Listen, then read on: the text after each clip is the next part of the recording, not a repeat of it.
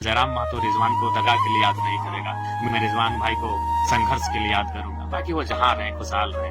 बस एक टीस रह गई, एक मलाल रह गया कि जाना ही था, हाथ छोड़ना ही था तो नॉमिनेशन से पहले छोड़ देंगे। मैं किस पे विश्वास करूं? जयराम महतो छोटी सी आयु में बहुत कुछ सहा है, आगे भी सह लेगा। अपने नम आंखों को छुपाकर वो मुस्कुरा के बात कर लेगा, लेकिन रिजवान क्रांतिकारी को बद्दुआ नहीं देगा। दो क्रांतिकारी, एक रिजवान और दूसरा जयराम, कहने वाले साथ में डायलॉग मारने वाले दोस्त आपको दगा देके चले गए और ऐसे समय में दगा देके चले गए जहाँ से जयराम अकेले आंसू भी रोएगा तो उसका दिल नहीं भर सकता। नहीं, आपने सही कहा। बगोदर सीट को मैंने उनको प्रिफर किया था, इसलिए चूंकि वो उन्होंने एक साल तैयारी किया था बगोदर से। जब वो JKMM बनाए थे उस समय वो बगोदर से ही तैयारी कर रहे थे। फिर अचानक पता नहीं उनको कहाँ से ये आइडिया आया या फिर किन लोगों ने उनको हिंट किया कि वो कांडे चुनाव लड़ेंगे, हॉट सीट लड़ेंगे जहाँ मुख्यमंत्री की अर्धांगिनी हो, राज्य लेवल पे। हाँ, उन्होंने ही मुझे कहा था। मैं कांटे के लिए कैसे सोच सकता हूँ कि इसका मुस्लिम में पकड़ नहीं था, महतो लोग ही, जयराम महतो जैसे लोग और कुर्मी समुदाय के लोग ही इनको बड़ा नेता बना दिया। ये सत्य है, सत्य से नकार नहीं सकते हैं। ये अगर जाना ही था तो नॉमिनेशन से पहले चले जाते। ये तो वही कहानी हुई ना अनिल भाई कि आपने शादी का कार्ड छपवा दिया है और निकल गए। अरे आपको नहीं मर्जी थी, आप अपनी मर्जी से विवाह करते, लेकिन शादी का कार्ड नहीं छपवाना था। तो वही भाई साहब को यही था कि नॉमिनेशन से पहले जाना था, कम से कम वहाँ हम अपना प्रत्याशी तो दे सकते थे। रिजवान आपके खिलाफ आके बेरमो अगर प्रचार करते हैं क्योंकि वो मुस्लिम बहुल इलाका है, तब तो फिर आपके लिए बड़ा डैमेज वाला स्थिति है। डैमेज नहीं हो। एक बार दगा दे दिए, दूसरा दे दिए तो एक्सेप्ट कर लिए, फिर से अगर आ जाएंगे रिजवान तो क्या कहिएगा? दो क्रांतिकारी, एक रिजवान और दूसरा जयराम, कहने वाले साथ में डायलॉग मारने वाले दोस्त आपको दगा देके चले गए और ऐसे समय में दगा देके चले गए जहाँ से जयराम अकेले आंसू भी रोएगा तो उसका मतलब दिल नहीं भर सकता। नहीं, आपने सही कहा। कल जब मैंने सुना तो सबसे पहले हमने अपने सारे कार्यक्रम को कैंसिल कर दिया और हमें लगता है कि आज मनसा पूजा के बाद हम पहली बार घर गए। अपने सारे साथियों को जो फोर व्हीलर में गए थे, फोर व्हीलर को हम आधे रास्ते से घुमा दिए। हम घर से बाइक मंगाए, बुलेट। हम बोले नहीं, आज किसी के साथ हम नहीं जाएंगे, आप लोग अपना घर चले जाइए। और सही बात है, हम बुलेट मंगाए, बुलेट में बैठ के घर गए, कमरे को बंद किए और आंखें गिली थी। इसलिए गिली थी कि सवाल यही है कि आज मैंने अपने शरीर को गला दिया। मैं किस पे विश्वास करूं? आज यही रिजवान दा, हालांकि उनको मैं फिर यही कहूंगा कि मैं उनको दगाबाजी के लिए याद नहीं करूंगा, मैं उनको संघर्ष के लिए याद करूंगा। उन्होंने संघर्ष किया है। आज मुझे भी वो दिन याद आता है कि जब मैं वो तेतुलमारी के अपने मोहलेडी गांव में थे। पहली बार आज से 2.5 साल नहीं, लगभग 2.25 3 साल पहले, उससे भी ज्यादा, 2-3 महीना कम कही कि 3 साल पहले मैंने उनको कॉल किया और उनको मैं अपने मामा घर लेके आया। क्योंकि उस समय हम लोग को मीडिया कवरेज नहीं करती थी। उस समय एक जितेंद्र ब्लॉग थे और रोहित ब्लॉग थे, उसके अलावा कोई ऐसा विषय राजकुमार मंडल जी थे कभी कभी, और राहुल मोदक जी थे। उसके अलावा बहुत कम ही ऐसे चैनल थे जो हम लोग को दिखाते थे। तो मैंने, मेरा पेज का चैनल वो ठीक ठाक चलता था, अच्छा व्यूअर्स था। कोई भी हम स्टेटमेंट देते वो लगभग 1 लाख, 1.5 लाख, 2 लाख तक एक दिन में पहुंच जाता था। तो पहली बार उनको हम मामा घर बुलाए। हम मामा घर में रहते थे, मामा घर का नाम आमडी है। रिजवान भाई को खाटी पे बैठाएं और उसका हम शीर्षक भी दिए थे कि खाटी में बैठकर खाटी मुसलमान को सुनिए 1932 के खतियान पे।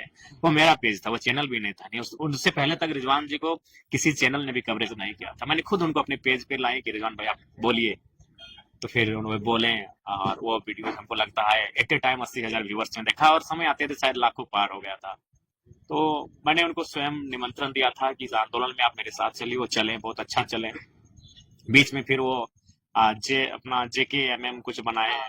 हाँ, उसके बाद उन्होंने अपने समुदाय को गोलबंद किया और फिर वो हमारे साथ आए। बकायदा हम भी उनको लेकर आए। तो उस समय भी तो कटे हुए नजर आ रहे थे जब JKMM बनाए, उस समय भी आपने मर्ज कर दिया। हाँ, वे उस समय भी। उसके बाद हमने उनको लाया और यही कहा कि लोकसभा के चुनाव में आप हमारे लिए मेहनत कीजिए, विधानसभा का चुनाव आप तो लड़ेंगे ही लड़ेंगे। और बकायदा विधानसभा का चुनाव उन्होंने बगोदर सीट को मैंने उनको प्रिफर किया था, इसलिए चूंकि वो उन्होंने एक साल तैयारी किया था बगोदर से। जब वो JKMM बनाए थे उस समय वो बगोदर से ही तैयारी कर रहे थे। तो फिर हम बोले वो बेहतर सीट है, वहां समीकरण भी बहुत सुंदर फिट वेट रहा है। तो वह बोला, फिर अचानक पता नहीं उनको कहाँ से ये आइडिया आया या फिर किन लोगों ने उनको हिंट किया कि वो कांडे चुनाव लड़ेंगे, हॉट सीट लड़ेंगे जहाँ मुख्यमंत्री की अर्धांगिनी हो, राज्य लेवल में। था। हाँ, उन्होंने ही मुझे कहा था। मैं कांडे के लिए कैसे सोच सकता हूँ? उनका घर बगोदर। हाँ, उनका घर मेरे ही विधानसभा टुंडी। टुंडी में पड़ता है, लेकिन बहुत हाँ, में तैयारी बगोदर में तैयारी किए थे, साल भर किए थे तैयारी और अच्छा तैयारी किए थे। हाँ। तो मैं गिरिडीह तक हार्डली गया था, क्योंकि गिरिडीह मेरे असेंबली कॉन्स्टिट्यूशन में आता है। तो मैंने गिरिडीह लोकसभा में गिरिडीह विधानसभा उनको कहा था, क्योंकि वहाँ उनके समुदाय की आबादी भी 60,000 से ज्यादा है। हमारे समुदाय भी कुछ ठीक ठाक है रिटर्न में। तो मैंने उनको गिरिडीह तक प्रीफर किया था कि आप तो बड़े नेता हैं, आप चयन कीजिए। और मैंने उनको गिरिडीह बगोदर गांडे मेरे दिमाग में नहीं था, तो फिर वो बोले नहीं हम गांडे से लड़ेंगे। तो फिर डिस्कस हुआ, तो हाँ एक मजाक मजाक में ये हुआ कि आप तो कुछ लोगों ने कहा कि आप तुम तोर से बोलो चुनाव भर तो नेता रहो, कहले कैसे ना तो लड़ रही मंत्री जी से, हम मुख्यमंत्री का धांगनी से। तो हम बोले ठीक है आप लड़िए। तो फिर वो वहां गए, उसके बाद जो भी था बस इतना ही कहेंगे, जहां भी रहो दोस्त खुशहाल रहना, सलामत रहना, अच्छे से रहना। और हाँ यही अगर आपको जाना ही था तो नॉमिनेशन से पहले जाना था, मतलब वो पार्टी के लिए डैमेज कर दिया। हाँ बिल्कुल, उनको नहीं बुरा कहेंगे, मेहनत किए हैं इतना।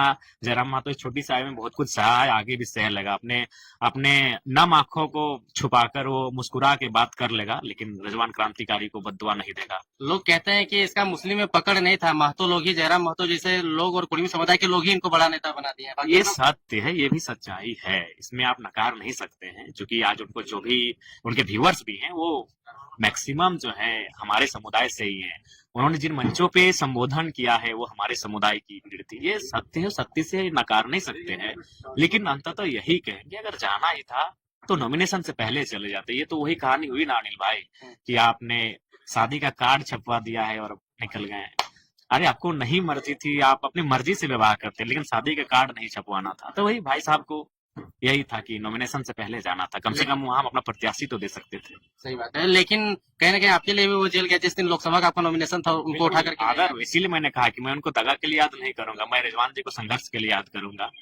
हालांकि मेरे समर्थक उनके समुदाय के ही कुछ लोग उन्हें दगा के लिए याद कर सकते हैं, लेकिन जयराम महतो रिजवान को दगा के लिए याद नहीं करेगा। मीडिया मुझे 1000 बार अगर सवाल करेगी तो मैं 1000 बार यही कहूंगा कि मैं रिजवान भाई को संघर्ष के लिए याद करूंगा। बाकी वो जहां रहे खुशहाल रहे, बस यही एक मैंने एक टीस रह गई, एक मलाल रह गया कि जाना ही था, हाथ छोड़ना ही था तो नॉमिनेशन से पहले छोड़ देते। एक बार दगा दे दिया, दूसरा दे दिया तो एक्सेप्ट कर लिया, फिर से अगर आ जाएंगे रिजवान तो क्या कहिएगा? देखिए अब सोचा जाएगा, हम लोग बहुत भावुक इंसान है, बहुत कोमल हृदय के इंसान हैं, और कभी अगर हम लोग इतने चालसाजी नहीं है। हम लोग हमें वो एक ऐसा केंद्र अध्यक्ष हैं जो आप पूछिए, हमारा मोबाइल का पासवर्ड हमारा एक पंचायत का सदस्य को मालूम है कि हमारे केंद्र अध्यक्ष जी के मोबाइल का पासवर्ड क्या है। बहुत सारी सीटों पे आपके कैंडिडेट जो दिए थे उसका रिजेक्शन लिस्ट जारी हो गया है, उस पर आप लोग क्या करेंगे? वहाँ पे तो आप कैंडिडेट आप दे नहीं सकते हैं। हाँ वहां पे हम लोग किसी को समर्थन दे देंगे कि कोई समर्थन से चुनाव लड़ेंगे, उनका जो भी सिंबल होगा उस सिंबल को हम लोग समर्थन दे देंगे।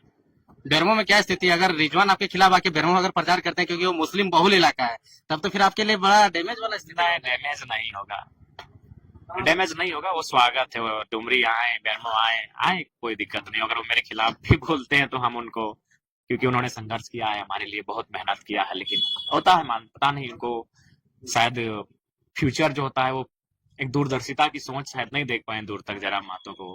वो काफी कुछ पल के लिए चले गए, और वो जहां गए, हेमंत सोरेन तो अस्थायी नेता थे। आज अगर उनको जरूरत थी तो जयराम महतो की जरूरत थी। हेमंत सोरेन अस्थायी नेता हैं, 3 बार के मुख्यमंत्री हैं, उनके जाने, रिजवान जी के हेमंत के पास जाने या ना जाने से कोई फर्क नहीं पड़ेगा, लेकिन अगर जयराम महतो के साथ रहते तो बहुत फर्क पड़ता। लेकिन खैर वो दूरदर्शिता की कमी दिखी उनमें और वो चले गए, जहां भी जाए खुशहाल रहे, सलामत रहे।